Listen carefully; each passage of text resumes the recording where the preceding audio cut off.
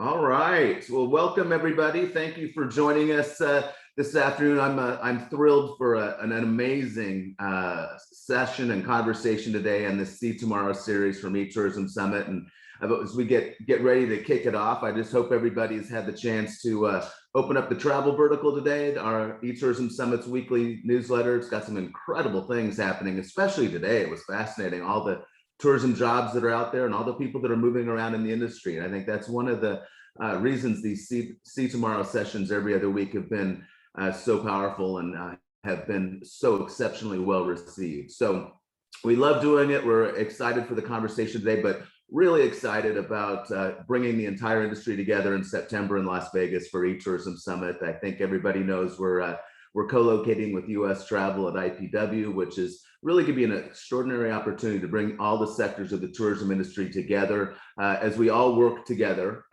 to kind of plot the future of tourism marketing. And again, I think this conversation is so important as a part of that and an amazing resource. So I very much look forward to welcoming and seeing you all in Las Vegas in September at the eTourism Summit.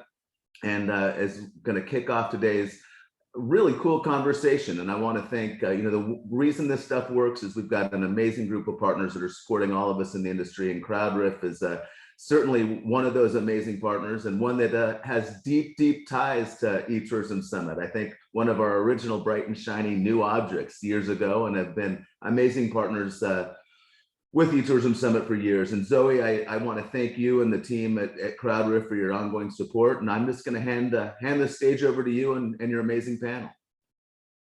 Thank you so much. Thank you for the introduction, Will. And I'm thrilled to be here at the eTourism Summit. And we're going to be speaking with three really insightful destination marketers all about stories, content from TikTok to Instagram Reels. And this session today will be 60 minutes and it will be recorded, and eTourism will be sending it out afterwards as well. They're going to post it on YouTube. So we're also going to have time at the end for a Q&A. So while we're going through the session, be sure to drop in some questions throughout the session in the Q&A, and we're going to address them as best as we can.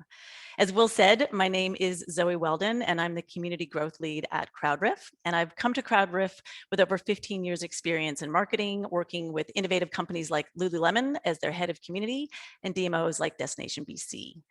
What I'd love to do now is welcome the panelists that are joining us today for the session. And I'd love to ask each of them to introduce themselves, share what destination they're representing, and why they feel that this particular topic is so relevant for the tourism industry right now. So Rachel, I'd love to hand it over to you. Absolutely. Hi, everybody. I'm Rachel Semick. I am with the Tempe, Arizona Tourism Office. I'm so excited to be here and be able to share our wisdom with you. Stormy formats, like they're growing, they're changing. And for me, like I'll be talking more about TikTok. It's just such an innovative tool. You never know what it's going to be. And I'll give you all the tips and why you should join today. Hi, everybody. I'm Jackie Garcia, and I'm the social media specialist with Visit Montana. And I think this topic's really great for everybody because social media is constantly changing. There's always new ways to engage with our audiences. And video and story formats are really growing on all of the channels, TikTok and Instagram.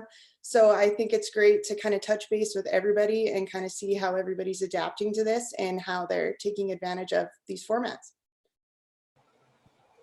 And I'm Lexi Hotchkiss. I'm the managing editor of content and publishing at Destination Cleveland.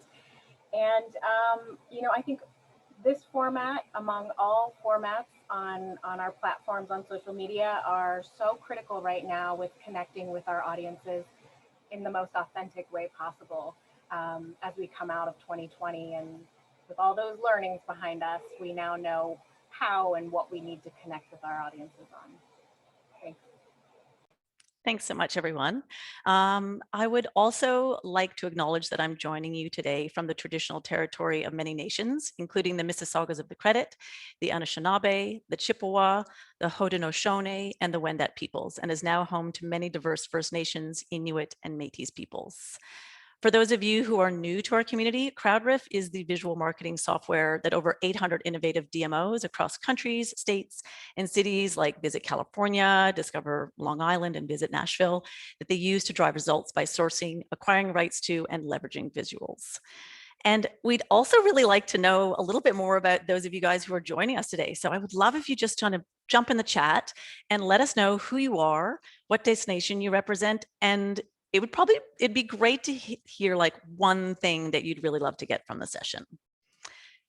And while you're doing that, I just want to kind of introduce the topic because it is such a great topic. And stories have really become one of the fastest growing formats in the history of digital marketing, from TikTok to Instagram stories and reels, and even Uber Eats had a stories function. So really, there's just no shortage of content that's out there today right now. And the question is, like, what makes a great travel story? Should you use photos, videos, or maybe both?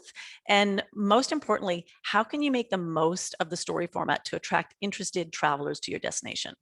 So really, there's lots for us to talk about in today's session, and I'd love to dive in. Now, we've got three great people here, and I'm going to kind of shout some stats out because I really want to just shine a spotlight on the amazing work that you guys are doing.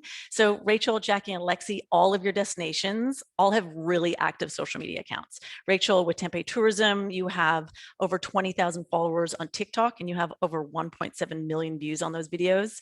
Jackie with Visit Montana, you have over 400,000 followers on Instagram. And Lexi with Discover Cleveland, you have over 115,000 followers on Instagram. So I feel like you guys have a lot to share today. And what I'd love to kick things off with is asking, what are the key ways that you're leveraging stories? You know, with Instagram stories, you've got Crowdriff web stories, Reels, TikTok. Would love to know, like, what are those ways that you're leveraging them? And you guys can just, I know it's going to be funny, but you could just jump in, or you know what? I'll just grab you, Rachel. Go for it. Yeah, I mean, stories are so important for us. So just being able, I think, to leverage them not on one channel, but multiple channels. So taking anything we post as like a story and how can we figure out and leverage that for TikTok and vice versa? Could it play well into those? But we're using it really to highlight our partners in the community. And it's just an easy way for us to get that kind of free exposure, if you will, to those partners and be able to help them out. Oh, Lexi, I saw us both unmute at the same time. I guess we haven't branched over to TikTok yet. We are partnering with some third-party content creators and also our future influencers in the fall to kind of try out TikTok. But how we're leveraging our stories right now and reels and stuff on Instagram and Facebook, we kind of have to use them in different ways on there. Because the Facebook audience obviously interacts with them differently. But with Instagram, with the stories, we more use it as inspiration as well as some of that education. We've been using that for Recreate Responsibly and also travel information because we do have a fire season here in Montana. So it's basically finding ways to engage with them in a way that they'll actually take in what we're showing them without feeling like we're spamming them or being an advertisement. So there's really this level of authenticity where we're also kind of a user that they're just engaging with quizzes or video or, you know, trip ideas. Oh, so you're actually using the different platforms in different ways then. So you're talking about like having almost like different content buckets for each of those different platforms. Yeah, it's interesting because Facebook, they're not as, I don't know if I want to use educated. The Facebook audience, they're not as used to the story formats and engaging with the stickers and the, you know, the little quizzes on there. So you kind of have to simplify it a little bit because they're more like want to just see the video and then move on to the next one. And Instagram, it really gives us the ability to do polls and find out what people want to see, or do quizzes, or they really engage more with the story format because, I mean, they've had it a lot longer and know how to engage. So. That's a good point. I'm going to come back to you. You've said something in there that sparked my mind that I want to ask you about something. But Lexi, how about you? Sure. I mean, from our perspective, I think when we are looking at, you know, what channels we use and why, stories really is where, in feed, for instance, Instagram in feed is a great place where we would put some of our evergreen content or content that we can really plan out.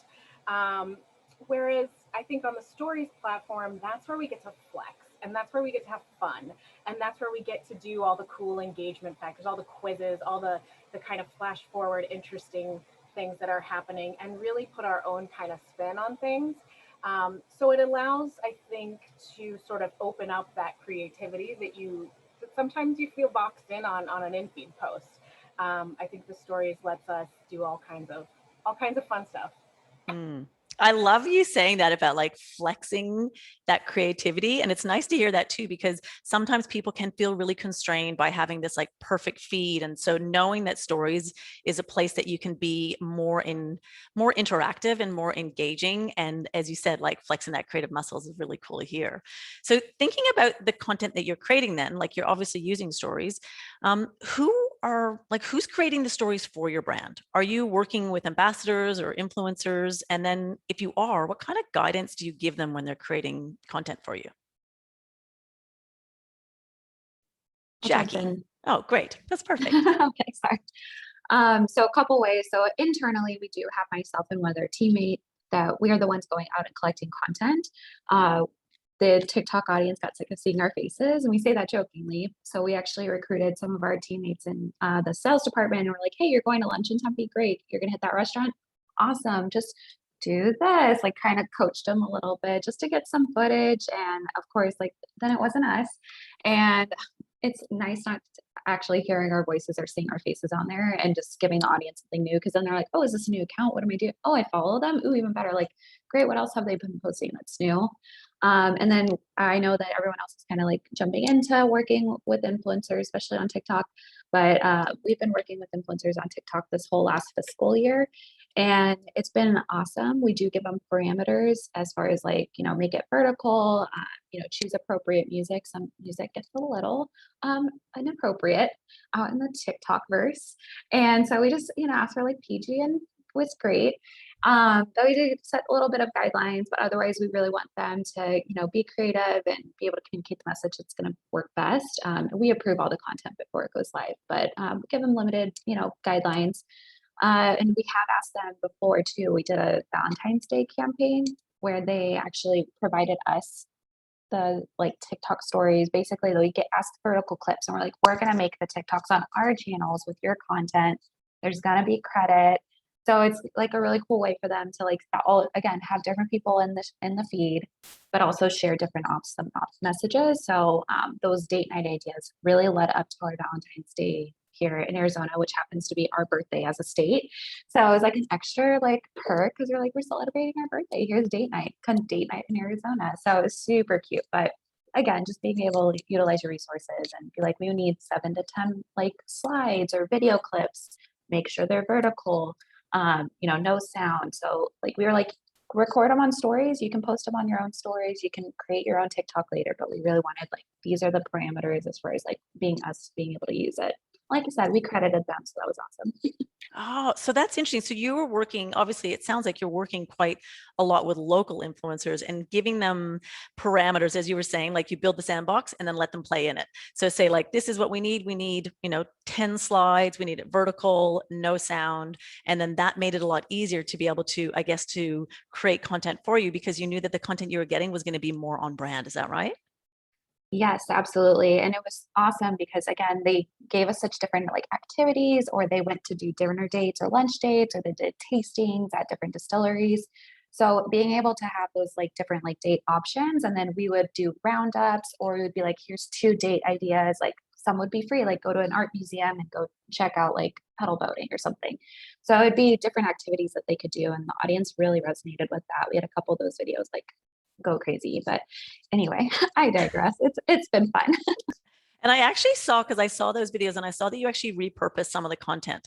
So you had like 4 different content ideas, like 4 different date ideas, but then you pulled content from one video and repurposed it into another. So it was nice to see that you were able to repurpose that content because you were highlighting and crediting the actual original creator of the content. Okay. And how about you, Jackie, when you're working with, like, I'm assuming, especially with with the size of your destination, that you're probably working with ambassadors and influencers quite a lot. So how do you set that up? Like when they're creating content for you? Yeah, our state is giant, and we have 6 defined tourism regions within our state. So kind of our rule of thumb for everything we do is share the love. So what we do is obviously when we bring in our influencers, we give them a road trip.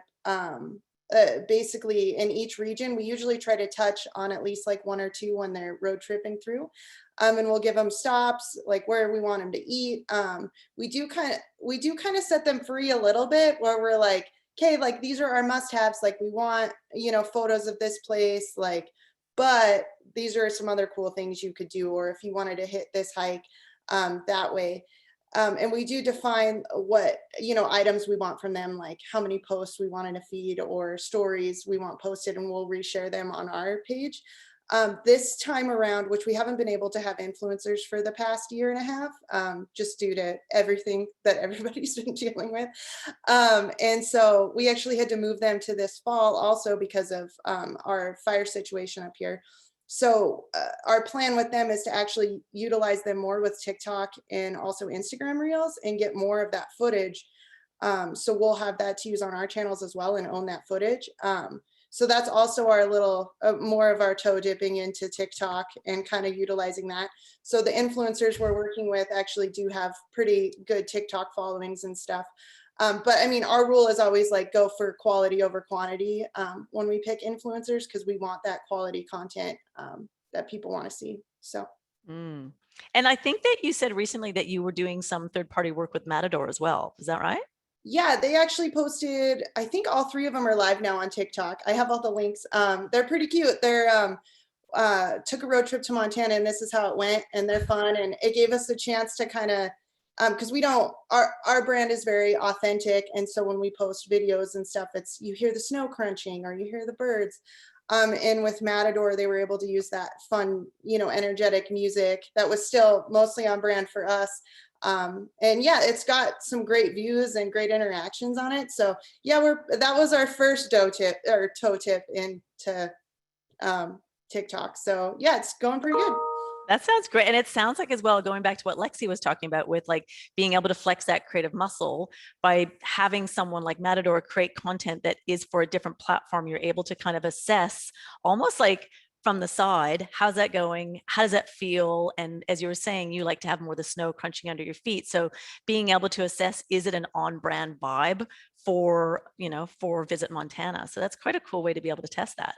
Yeah, and another great thing when we partner with them, we also get B-roll footage from them to add to our collection that we can use for whatever we want, for reels or stories. So that also adds to our library. So there's that added benefit too. Oh, amazing. And how about you, Lexi? When you're creating stories for your brand, like who was creating them? Are you guys creating them in-house or are you working with ambassadors or influencers? So we've kind of done it all. We have an in-house team that creates them more on a regular basis. But similar to what Jackie was saying, we really haven't had a really strong influencer program, at least not in the past year for quite obvious reasons. So we've sort of turned inward, and we are looking at utilizing local influencers, micro-influencers, to kind of tell their personal stories of how they experience Cleveland and some of the places that maybe aren't showing up on our website or aren't the flashy historical institutions or the big attractions that Cleveland for, but really kind of getting to that ground level and the really cool, authentic places. One thing that we've done, and which is coming to mind right now, is during in February for Black History Month, we actually worked with a lot of our local institutions on helping to tell the Black story in Cleveland. And we did takeovers where we would give access to, we would put out content that was created by whether it was the Cleveland Public Library or Karamu House, which is the oldest operating African-American theater in the country, or a number of different other institutions, visitor or otherwise, and allowed them to really tell the story, the historical story of what that means here in Cleveland. And they've got such great assets, things that we don't have, historical photos, cool stories. And so similar to both Rachel and Jackie, we set some parameters and said, okay, here's formatting wise what we need, whether it's, 6 verticals and 2 in-feed posts and the copy that goes along with it. And then of course we would edit based on grammar, spelling, punctuation, tonality, that sort of thing.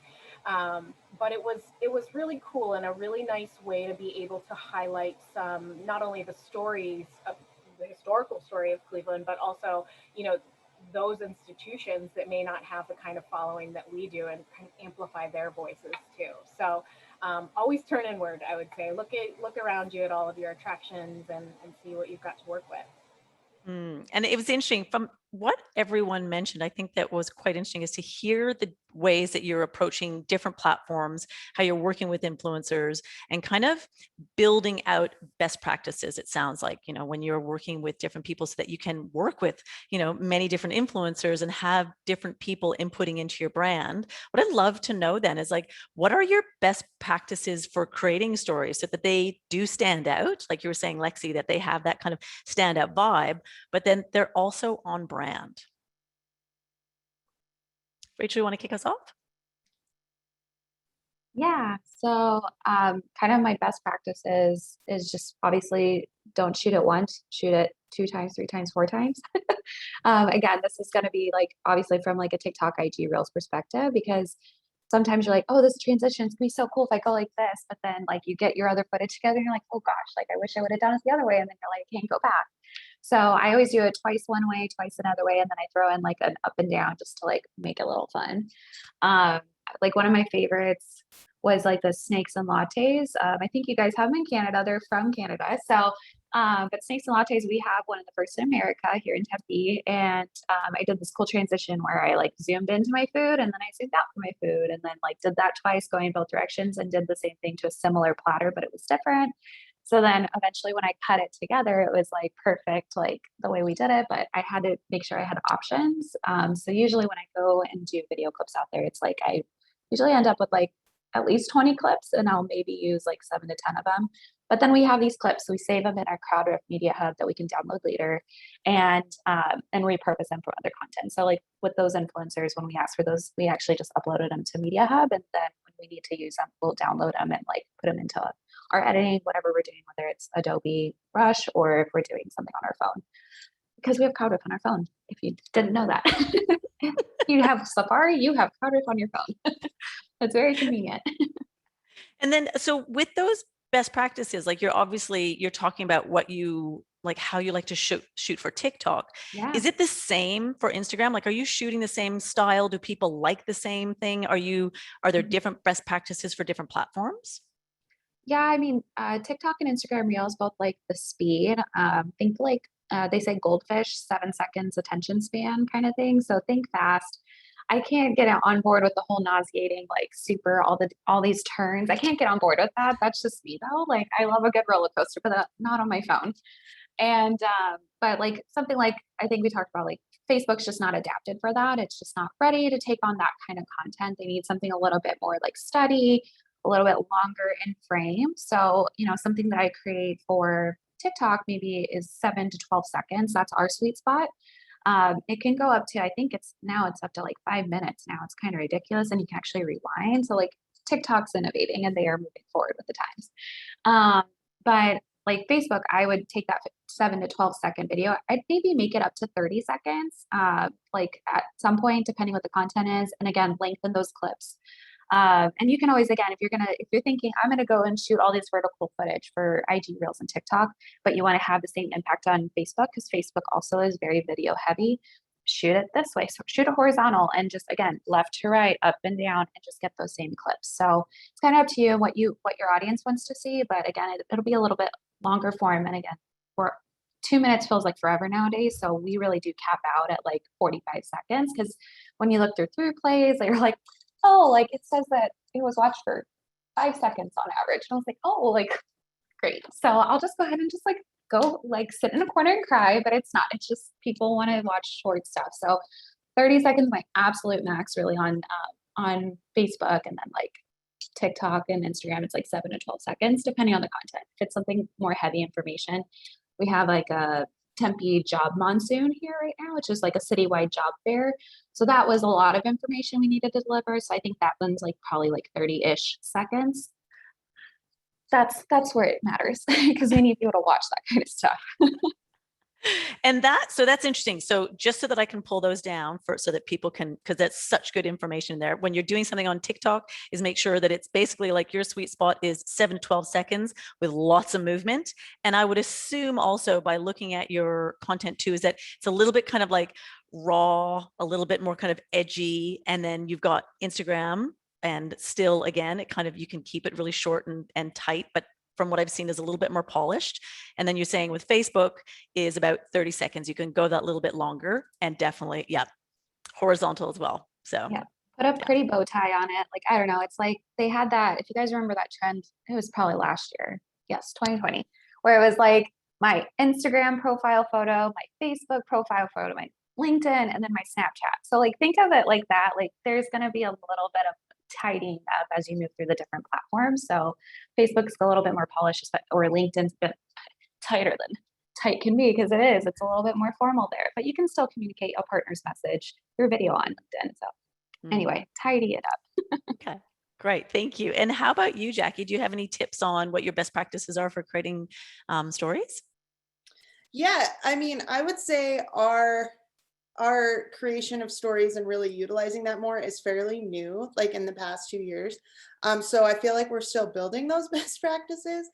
One thing I kind of have my little rules. One of my main ones is not to get too repetitive, like throughout the week.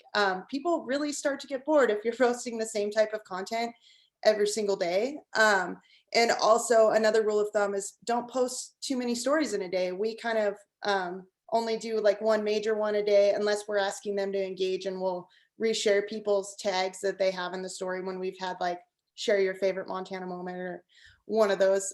We've done a bunch of those.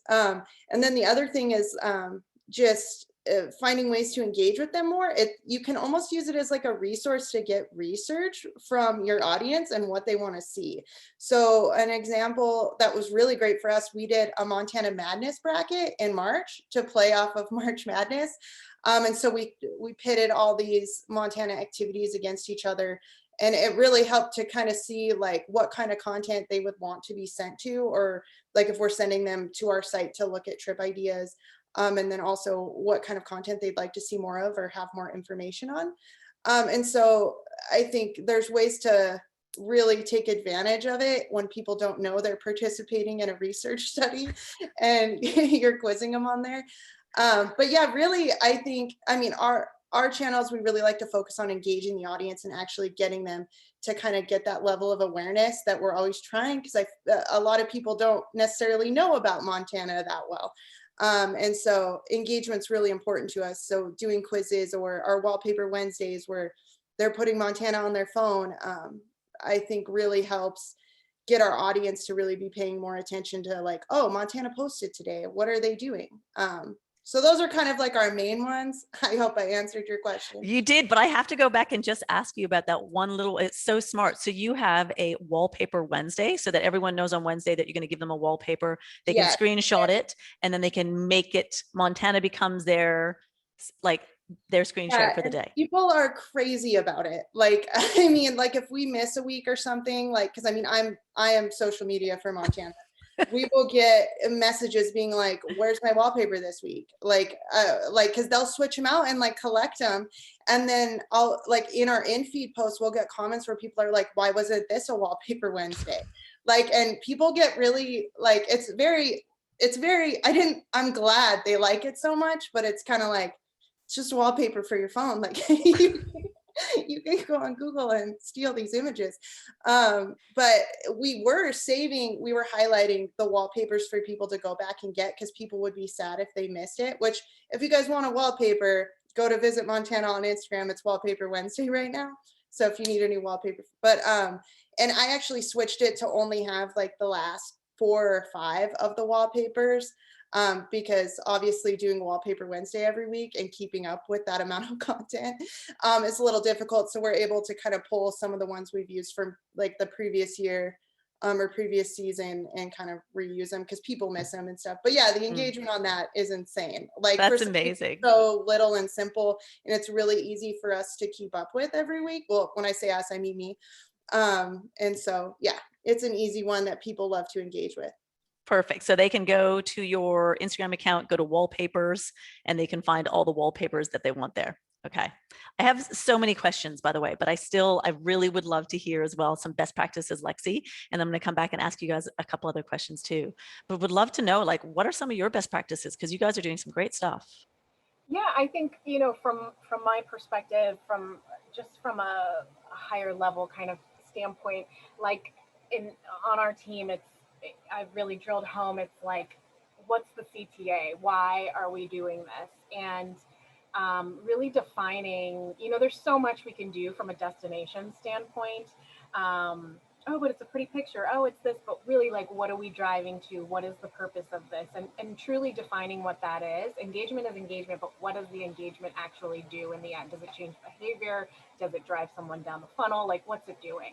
So that would be the first. The second, I think, is probably, and I think Rachel, you touched on this a little bit, was kind of the repurposement of content. So always keeping that in mind, whether it's you know, we create stories content, it loads into CrowdDrift, and then we build galleries out that we actually place onto our website to support the website content.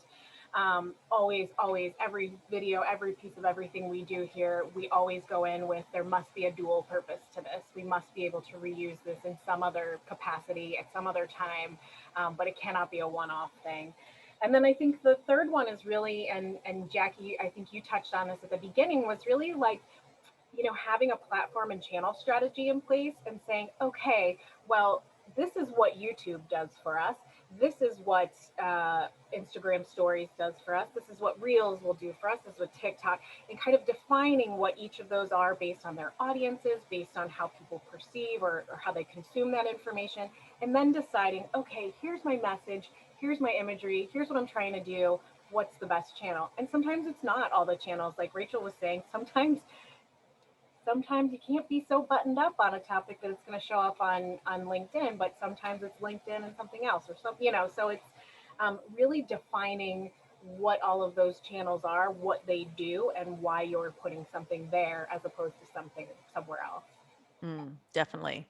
And when something I was just thinking of when each of you guys were talking about is, I think when people hear about, you know, you doing SWOT analysis and you're like all over all these different platforms, like clearly you guys have teams of 20, right? Like you guys have like massive teams, you know, like you saying, Jackie, I'm a team of one. I think that's really relevant for people to hear and to understand, like, can you tell us how big these teams are that you guys are working on? Okay. Oh, Lexi, what's your number?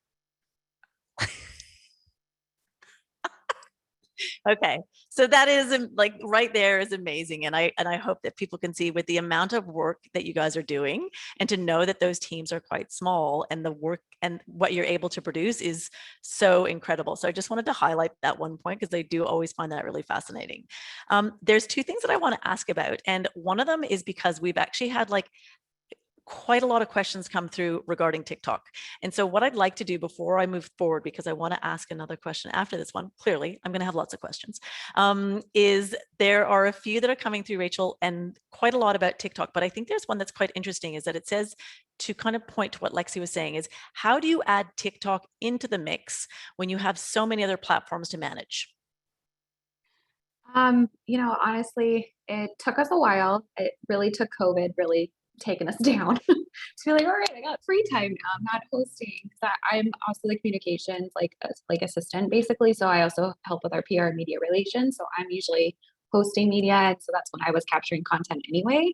But we were just like, okay, well, you know, COVID's here, so let's create some content. And we really want to connect with our local audience. So we really highlighted things in our destination that would be relevant, people could do, especially when it was like, you know, we're just trying to all be safe. So for us, it was just, we had the time, and we understand that it can be challenging. What I would say is, you know, don't overcommit and be like, I need to put out 3 to 10 videos a week. Like, you know, just set yourself, like, start small. Like maybe it's you hop on the trend of like travel Tuesday, for instance, and you're like, I want to be like on Tuesdays, this is our day. We're going to try to create something content wise to post on TikTok. Maybe it can be repurposed for Instagram, things like that. Like I would just hop on that trend first, maybe start small. And then once you get the jive of it and figure out, okay, like how am I going to implement this, or what can I capture? Like you kind of do a little storyboarding of like, okay, maybe like I do Taco Tuesdays, maybe I do like Foodie Fridays. You kind of play around with it. We were posting like maybe it was daily during COVID because again, we had time and we were just like, what can I go capture that like keeps me safe and it's like, you know, outdoors, and we really kind of shared that message. And we highlighted a lot of business partners during COVID. So that was really our ultimate goal of it. But yeah, it was just, you know, you find the time again, like how Lexi and I have just kind of been emphasizing, Jack's been emphasizing, just repurposing that content. Like it's stuff that you've probably already posted in stories. If you notice that, hey, I posted a video of this clip, like I can go back and save that clip, repurpose it. Like go through your stories that you've posted on Instagram because it's the correct format. Keep that in mind. It needs to be 9:16 ratio. So you want it to fill in the whole screen, not have the little black bar gaps or anything. You really want it to fill up the whole screen because then it doesn't feel like you made it on TikTok. So I there's just a lot of tips, but you know, be into it is what I say. And in regards to like people being like, I don't want to get on TikTok, like there's my audience is not there. Just note that like Gen Z is on there, but Gen Z also will continue to age because time does go on. So eventually they will fall into your typical demographic. So it's better to reach them when they're younger because then they're like, I will aspire to a trip to go there someday. I will think about them later down the road. And they're always going to be following you because like once they start, like I've had Instagram forever, I've had Facebook forever. Like I was, you know, I had my college email when I got to college, I got my Facebook account. I was so excited. That's how old I am, guys. This was a thing. If you don't know what I'm talking about, you don't know. So just note that everyone will grow and they will grow with you. So they will become your target demographic eventually. So hit them younger. TikTok, it doesn't have to be the dances. It does not have to be that. Go check out our channel and just, you know, give me your feedback. I'm always happy to take it. Or I can provide, you know, inspiration or ideas too. Like we're all here for that reason. One thing me and Rachel were talking about in our prep meeting, go grab your handle right now. For even if you don't think you're going to go on TikTok or any of these other channels, go grab them, steal them now before someone holds them hostage against your will. Yup, 100%, guys. Please just go secure it, whatever channel it is. If you're like, I think we're going to be on Snapchat one day, I don't know why, but good for you. I want you to do it. Go secure your handle. Go to TikTok. Go to like if you guys aren't on Instagram, if you're not on Twitter, just secure your handle and be like, hey, we're not active here. Like follow us on Instagram in the meantime, like find us on Instagram, put your handle just so that they can find you. Like, unfortunately, Jackie had that like now her handle's not available. So she had to put what their website is, which still ties in, which is good. But, you know, now she's like, gosh, like they won't be able to find me. So now like, I don't want to negotiate with terrorists. So yeah, they're just mean. Guys, go steal your handle right now. Yep. So you've got your handle and you've also set it up as a creator account as well, right? Yes, please. If you guys have a TikTok, do not do business account. This is my number one rule. Please don't do a business account. Reasons you'll do. A, you will not have the full music library. That is like a big thing. Your videos will not take off. I do have a case study. I've shared it with Zoe, but someone from the Palm Beaches in Florida. She had her account and she was like, Rachel, what am I doing wrong? I have incredible videos. She does. They're literally beautiful. Go find them on TikTok.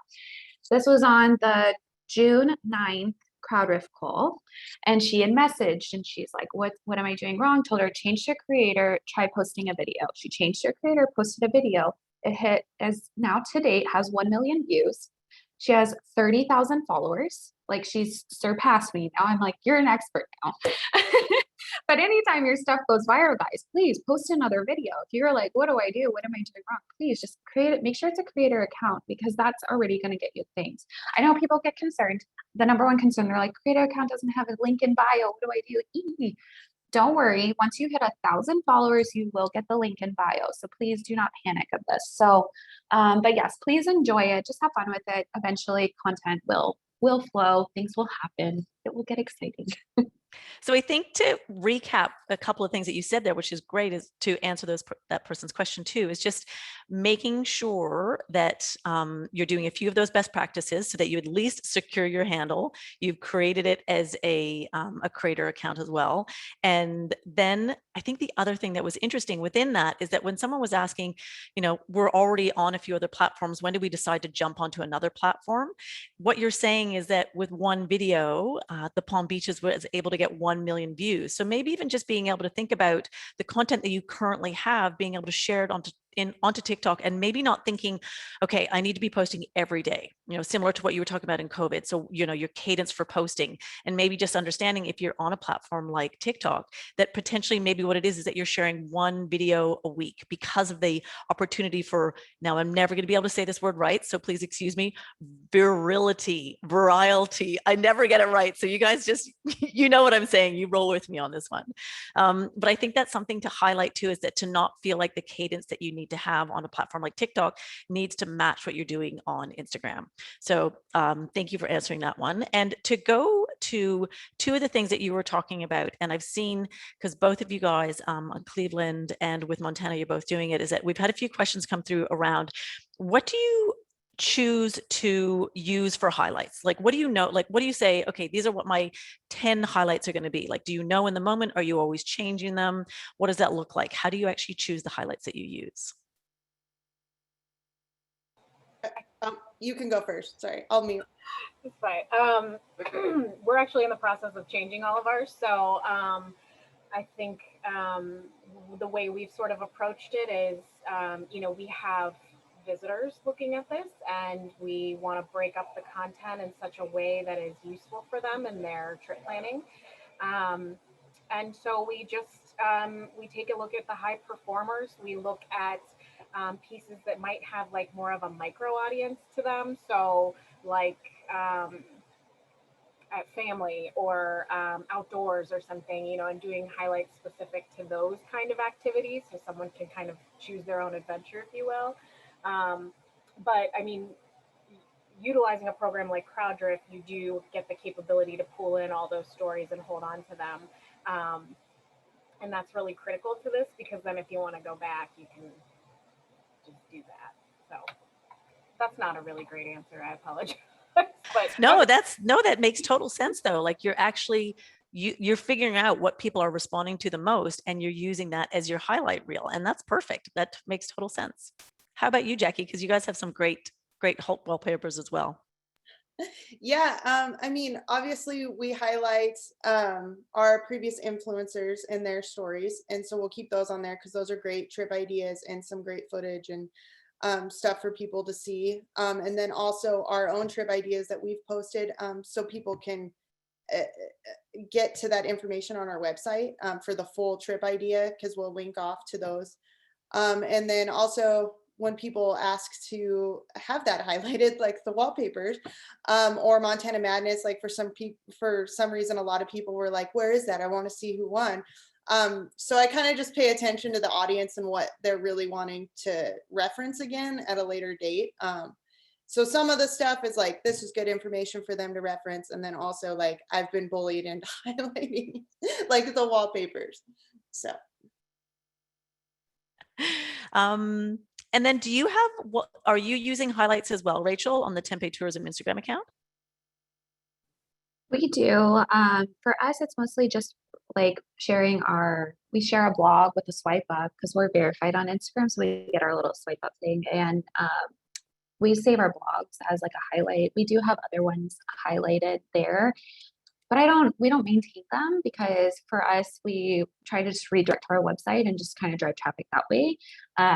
We do like story ideas. Like, we're super jealous. Like, for us, story highlights just kind of fall for us behind, but we just really enjoy being able to share our blogs and again driving that traffic.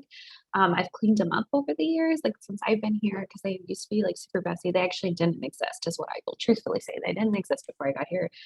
So they've gotten messy over time, but they've cleaned up, and they're more of like a blog focus more than anything, or be able to share partner highlights. So if a business in our community is hiring, we have like a partners tab.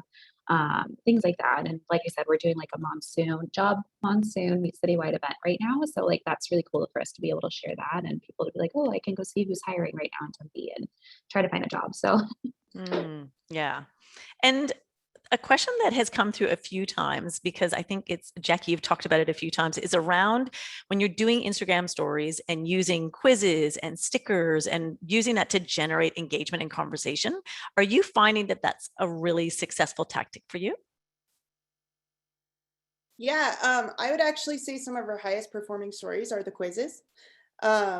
People really like those. It is hard to come up with millions of pieces of trivia though, so be prepared for that if you're quizzing about a specific location, because there's only so many facts. I will say we also started creating our own stickers for people to use when they're tagging us in stories, and we've gotten some great engagement on that. I saw someone was asking me about that in there too.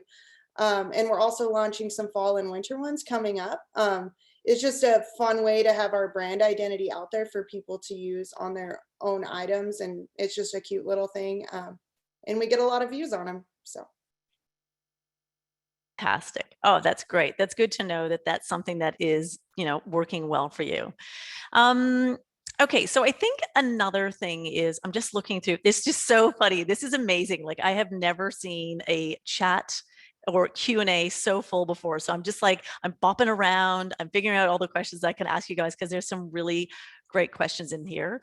One that I've seen that's come through quite a few times, and it's around, and I think this is always helpful to know, is programs that you guys are using.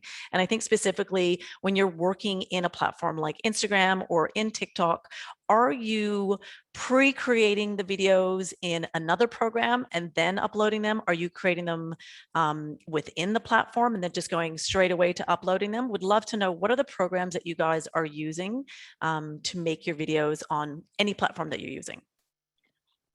So for us, we did like play around a bit and upload directly through the platform itself and edit in the platform itself. I highly recommend it, especially if you can figure out how to use it. But sometimes I think someone had mentioned it's just so hard to sync up some of these, trends or whatever. And you're like, it says like sync your music to this, just add, 27 photos. And you're like, fingers crossed, like it works out, right? So for us, we will edit that kind of stuff. And so I did drop it in chat, but just so everyone knows what I did drop, I dropped Adobe ProRush. I also dropped InShot is a good one to use, and Splice. Those are just some of the apps that we use to edit videos offsite, and then we would upload. Again, it just depends. Like for adding our own text, like we have like a really cute text we like to put of like Arizona like picnics blog series we did a while back. So we had a specific text that we actually picked out and put on there. So I think it's just up to you what you feel most comfortable with. If you have somebody who is more, talented and can use these apps or has like Adobe ProRush and can add it on that, great. Otherwise, like just get used to playing with TikTok and Instagram Reels. They'll be more forgiving. So because they really want you to use stuff in the platform. So like their text, their music, their everything. Music wise, we have our library that we had saved before we lost access to it. So luckily Instagram is getting better about like, hey, you're playing the song, we're going to connect it here. It's getting a little bit smarter. Instagram likes to fight us all the time.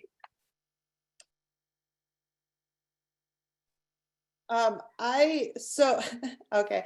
We're kind of lucky at Montana because all of our stuff is very authentic and our branding is very like, this is beautiful. We don't need to put a bunch of stuff on it. But for when we do want to do like cute trip ideas and stuff, we'll, use the Adobe suite, obviously. After Effects is really great if you want to do some cute animated text or have, 3D stuff overlaying it. But yeah, Montana kind of lucked out in the our branding department. So. And how about you, Lexi? What are you guys using? We are kind of depends on who's doing what. If it's with our video producer, she's using the Adobe suite. If it's one of our social media team members, it's likely Canva. Although I would say sometimes it's probably we use the platform itself at times too. I don't think there's any hard or fast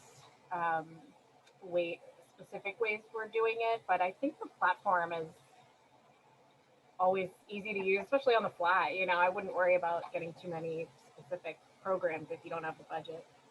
Mm, I will say, sorry, I was like, oh wait, I love it. for Reels, we actually, I've used that to piece together like little tiny clips because we have like a one adventure to another, like kind of series that we do. And it makes it really easy if you have like a bunch of just little tiny ones that you want to piece together. It actually works pretty well for Reels on Instagram. I'm done. I love it. It's so good. This is such like there's just so much good stuff to share. And I know that there was one thing that I mentioned, I think that you had mentioned before, Rachel, and there's also a question that dropped in. So we're going to double task those ones. One of the questions was about, I remember you mentioning about creating a video in Instagram so that you can upload it into TikTok after, or it could have been the other way around, so that you create it, you don't put music into it, and then you can use it across two different platforms. And then in the same instance, if you want to answer that, is around like removing the TikTok watermark, if you could speak to those two. Yes, absolutely. So depending where you're editing, as Zoe just mentioned, so like you can save your Instagram video before you select music. There's the little save button. It saves the whole concept. So you can push it into TikTok and it won't have the Instagram watermark if you do it while you're still in drafts. And then same thing, if you post a video on TikTok, you can save the video and it has a little watermark. Instagram doesn't like it because they're greedy. It's fine. We love Instagram. Got to be there. But what I will say, the way to remove it, I use a website, easily done. It's called Musically Down. So music, ALLY down. If you just type that into Google, it'll take you to their website, which they're called Musically Down, but the website's musicaldown.com. So anyway, look for that. You just highlight the URL that you're trying to turn and from a video to like without the watermark, select download, and it saves directly to your computer. I definitely recommend it. Again, it just saves us time. And I just put enough space between when it was posted on TikTok to when it posted on Reels. For us, again, we capture content purposefully. So we usually get a lot of video footage. And then we get a lot of photography. So maybe the post comes out as a photo first, and then weeks later comes out as the IG Reels, is to remind people, hey, like we're shouting out this business again. Like, oh yeah, they did post about that. Like, oh cool, let me check it out for real this time.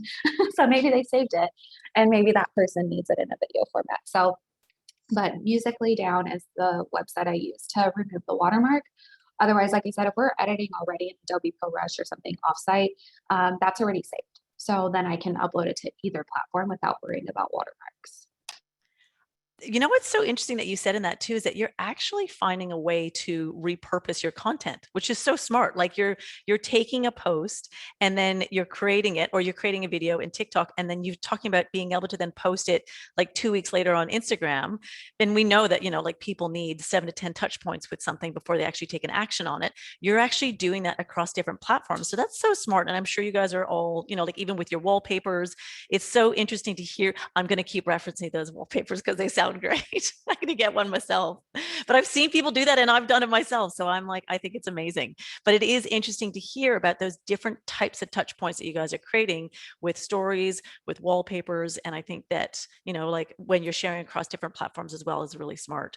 And a question that's come through that I find interesting, and I might show a few examples as we're actually talking, is people are wanting to know about the KPIs. Like, what are your KPIs? How do you measure success for the different story formats that you're using? And I'm going to actually share a few things as we go through. I've got some screen shares, so I'm going to mute myself, and then if you guys want to talk through, and I'll show some videos. Okay.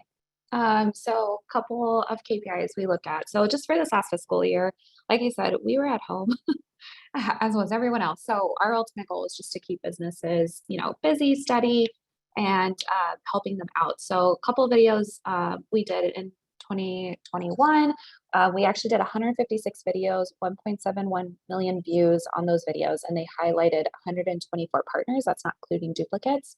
One of them, our top performing video ever, is the Boat Rentals of America. We had gotten these brand new Swan boats, and one of our crew members, like our team members, actually went with her family, just enjoyed the time, and it garnered 400,000 views. And some of the feedback we were getting that I thought was so crucial is that they're like, thank you so much for everything. We're getting tons of calls. So I think that that's like from an email, that I pulled that she had sent us, but it was just really exciting for us to be able to do that. We highlight new businesses like I Heart Mac and Cheese that had just opened. That was also a really high performing video for us. We worked with influencers. So this is the date night idea series that I was telling you guys about. So we worked with, you can kind of see it in some frames that it had their handle on there, but they went to a free art museum. And then they followed that with brunch at Snakes and Lattes, which was like so adorable. And it was just like a cute little fun date idea. And again, it helped that business out. I think that one, yeah, 50,000 views. Trying to think what else do you want me to highlight on here? We got some goodies. Oh yeah. So this was like our first like big viral video like ever, and it was 125,000 views. Okay, sorry. I get a message from her. It's the owner. She's the sweetest lady ever. She's like, I don't know what to say. I had an increase in sales 30 to 40% like over this week. I am mind blown. What happened? And I was like, we just went to lunch on Friday, posted the video Friday afternoon, and woke up Saturday morning to 50,000 views on this video. And we were like, wait, what's going on? And it just kept going up. And she's consistently stayed busy. They had to hire more staff. So things like that. These are all really crucial things, like just being able to help these members of the community. So as far as in regards to like what is a benchmark, what is successful, we're happy with any views because it helps that partner at the end of the day, whether it's 1,000 views or 125,000 views, it helps that partner at the end. And our ultimate goal was just to keep everybody in business through COVID. Thank you for that. And how about you, Jackie? I've got a couple little videos here I can show as well from from Montana. With us, since the reel format is so new, we don't necessarily have like benchmarks for success. I mean, our main purpose is to provide kind of awareness for Montana and that inspiration to inspire a trip to Montana. And so we're kind of at the top of the funnel with our DMO since we're the statewide. So we're kind of like at that awareness level. And then we have our partners below us that are really on that more specific informational aspect, like of the facilitation. So with us, we're always very into engagement. Like we like the views, we like all that, but are the people actually engaging with it and commenting and sharing it with other people? Which this video performed really well. So, which is beautiful. It's the Beartooth Highway. Everybody should go. Yeah, so we don't necessarily have benchmarks right now. As we go forward with doing kind of our SWOT analysis of all of our channels and our strategy going forward, that's heavier on Reels and possibly TikTok, we'll probably have more of those benchmarks. But really, it's more of like, are people engaging with this? Are we sending people to the right areas that aren't overrun with tourists right now? Are we helping out our partners with inspiring people to go there? And yeah. Those are really interesting benchmarks as well too, that it sounds like you're being nimble with what's happening with COVID as well, and recognizing that what has become important is about supporting those smaller businesses and about engagement. It's about having those conversations potentially because people are armchair travelers or want to be inspired by a location. So it's really nice to hear that those are those particular kind of KPIs that you have. And also, as you know, like a big place like Montana, that you're still figuring out what those are too. So I think it's always nice to hear something like that as well too. And how about you, like, sorry. No, go. No. I love it. It's been difficult because we can't, it's mostly highlighting and inspiring on locations that people don't necessarily know about Montana. Glacier, like for example, Glacier National Park and Yellowstone National Park are very overrun this year. And so part of our strategy has shifted to really pushing people to those other areas. And so we don't necessarily get as much engagement on some of these other areas because people aren't as familiar with it. So that's affected that as well. So sorry, you go, Lexi.